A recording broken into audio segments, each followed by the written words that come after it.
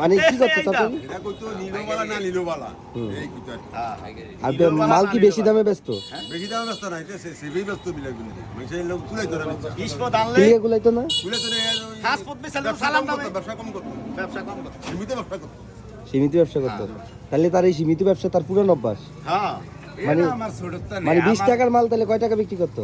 20 টাকার মাল 20 টাকাই বেচা কি ব্যবসা করে আমার আরটা 20 টাকা 25 টাকা ব্যস্ত বেশি বেচা বুঝছি, মানে 20 টাকা দিয়ে কিনা 20 টাকা বেচে লইতো। ঘরে ভর্তা হাসটিয়া থাকলে এই তো একজন ডেইলি 500 মাংসের তো বেচলে তো 2500 কি করতো? কম বেচালে কমও বেচে লইতো। হ্যাঁ হ্যাঁ হন্তাছে কি নাই না 40 টাকা বেচালে তো কে? এই মিজাই না এরকম মাঝে মধ্যে কত কি করতো?